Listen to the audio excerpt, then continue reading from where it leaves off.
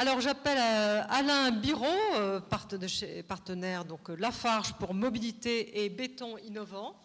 Donc on va reparler donc de ce matériau qu'est le béton. Donc Lafarge est partenaire bien sûr de la fédération et nous vous en remercions.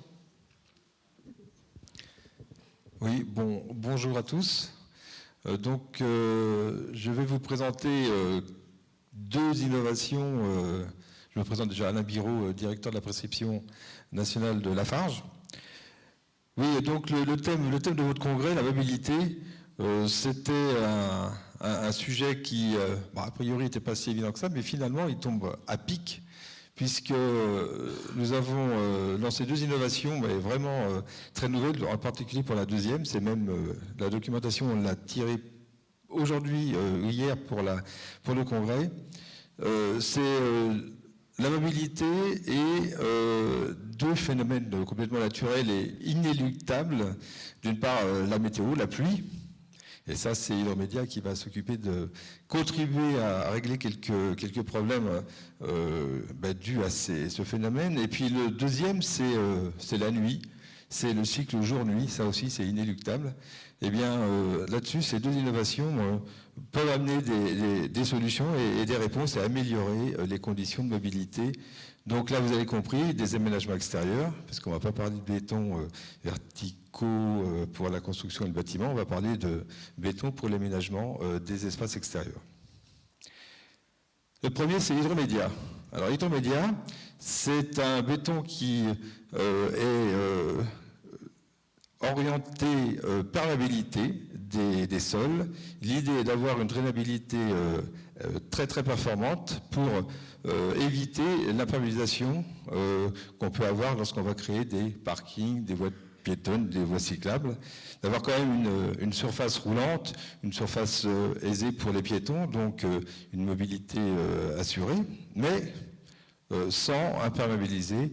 Et on sait qu'il y a pas mal de collectivités qui imposent des débits de fuite maximum, des ouvrages de VRD et qui peuvent même taxer. Et donc on se retrouve avec des obligations maintenant de plus en plus importantes au niveau de la réglementation pour éviter cette imperméabilisation des sols, ce qui est une bonne chose. Et donc Hydromédia en fait a été développé aux États-Unis, juste après l'ouragan Katrina, où là finalement ils se sont aperçus que tout était bituminé, qu'il y avait des engorgements de l'ensemble des VRD de la ville, et ça a été une catastrophe terrible. Donc ils ont tout changé, et tous les trottoirs là-bas, tous les parcs de stationnement sont passés en béton poreux, et c'est là où on a vraiment travaillé pour améliorer encore les performances de cette solution. Donc l'idée c'est de capter l'eau de pluie, donc d'éviter le ravinement et donc d'avoir donc des problèmes d'inondation. Ça permet de recharger le sol quand on est sur un sol perméable. Ça permet de réduire les inondations à surface, bien sûr. Ça permet d'optimiser aussi tout ce qui est travaux de VRD, je le disais. On va limiter donc tout ce qui est bassin de rétention et faire des économies. Donc ça, c'est aussi important parce que ça permet d'optimiser la solution. Alors, techniquement, c'est quoi? En fait, c'est un béton sans sable. Donc, il y a des granulats, il y a une pâte cimentaire qui arrive à lier ces granulats en maintenant des pores ouverts et communiquant entre les granulats. Et donc, on a vraiment une drainabilité pratiquement 5 cm d'eau à la seconde passe au travers du béton. Dans une porosité de 35% maxi, c'est largement suffisant. Ça dépasse énormément, même carrément les pluies exceptionnelles qu'on peut avoir en France. Donc, on gère les eaux d'une façon locale, les eaux de pluie d'une façon locale. Effet aussi important, on améliore tout ce qui est problème d'effet d'îlot de chaleur. Donc on a en fait une porosité qui permet de garder de l'humidité, et on a calculé, on a mesuré des différences énormes de température, de surface, et en comparé par exemple avec un bitume noir, on arrive à 6 à 7 degrés de différence au niveau donc de la température ambiante dans le milieu urbain. Sécurité, on l'améliore aussi, parce que là, vous avez compris, il n'y a pas de flaque, il n'y a pas de rétention d'eau. Et donc, économie, on l'a dit, en allégeant les coûts de structure de tout ce qui est VRD et gestion des eaux pluviales. Donc, c'est quoi? C'est soit un revêtement, donc on va faire 12 à 18 cm, ça dépend si on est en voie piétonne ou en parc de stationnement. Donc revêtement, mais aussi ça peut être une couche d'assise en dessous qui va faire stock tampon et donc lisser les pluies d'orage et avoir donc un effet réservoir sous alors soit un revêtement en hydromédia, soit un revêtement pavé par exemple. Les pavés c'est perméable et l'eau passe au travers et donc on peut charger le stock tampon créé par hydromédia en dessous. Donc, quelques images ici. En fait, donc, deux gammes, le revêtement et la sous-couche. Pour les piétons et pour les voies cyclables, donc, on a une définition d'un béton un peu différent que celui du parking, où évidemment, là, on a une résistance mécanique et une épaisseur supérieure. Des véhicules pompiers légers peuvent passer, donc c'est vraiment intéressant parce que ça permet de créer des parcs de stationnement. Des gens comme les grands centres commerciaux sont très intéressés parce qu'un parc de stationnement de centre commercial, c'est assez impactant. Et donc là, ils ont bien vu qu'il y avait des choses à faire. Donc, hydromédia, donc là vous avez une petite image, bon, il n'y a pas de vidéo, mais on voit là une toupie justement américaine qui fait une démonstration, qui déverse de l'eau qu'elle a remplie dans son réservoir, dans sa toupie. Ça passe immédiatement, enfin l'effet est assez étonnant. Alors, autre effet étonnant aussi, c'est la deuxième innovation dont je vous parlais, qui est vraiment toute nouvelle, c'est Artevia Boreal. Alors Artevia, c'est une gamme de béton décoratif. Vous savez, les bétons désactivés, bouchardés, sablés, etc., ça on connaît. Mais là, on est allé un peu plus loin et on a ajouté des granulats qui sont luminescents. Et là, vous avez une vue de nuit, il n'y a pas d'éclairage.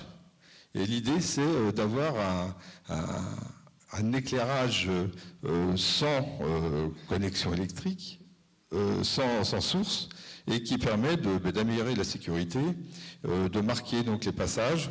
Et dans les zones rurales, par exemple, où il n'y a pas d'éclairage, j'ai eu une collectivité locale qui est passée, qui est très intéressée pour marquer les passages autour d'une école maternelle où il faut essayer de sécuriser le parcours des enfants et des parents qui viennent les chercher. Alors, voilà, jour, nuit, et ça a été fait au golfe de Chassieux, pas loin. Donc le jour, c'est des granulats, donc d'ailleurs avec des couleurs un peu différentes, mais c'est un aspect très naturel. Et la nuit, vous avez cet effet luminescent, soit sur le béton qui est au milieu, soit aussi même on peut en mettre en paillage sur les côtés, donc sans avoir une couche roulante ou piétonne, donc structurelle. La techno, c'est en fait une particule synthétique qui a cet aspect de granulat qui se marie bien avec les granulats minéraux classiques du béton. Elle se charge la journée et donc après 3-4 cycles de charge, on peut tenir sans problème pendant une nuit complète, donc avoir cet effet luminescent. On peut finalement ajouter ces granulats sur pratiquement toute la gamme de béton d'aménagement extérieur, puisqu'en fait c'est saupoudré à la surface avant la prise du béton. Donc on saupoudrer de 100 à 500 grammes par mètre carré. Quand il y a 500 grammes, c'est un peu de trop. Et d'ailleurs, je trouve que cette image-là, ici, de l'allée du Golfe, là, c'est un petit peu chargé. De toute façon, si vous voulez aller voir sur notre stand, le stand 6, on a des échantillons avec une espèce de cône pour faire le noir, pour faire la nuit, et un masque de plongée. Donc on s'immerge un petit peu dans la nuit et on peut voir sur place l'effet que donnent donc ces différents types de granulats, parce qu'en fait il y a plusieurs couleurs. Les couleurs ne sont pas bien rendues. Il y en a en effet qui sont saphir topaz, qui sont assez bleus, phosphorescents, un peu mer du Sud. Et puis il y a la citrine et les turquoises qui sont quand même plus légers que ça. Là c'est un peu trop saturé. Et donc ça fait un aspect quand même plus blanc.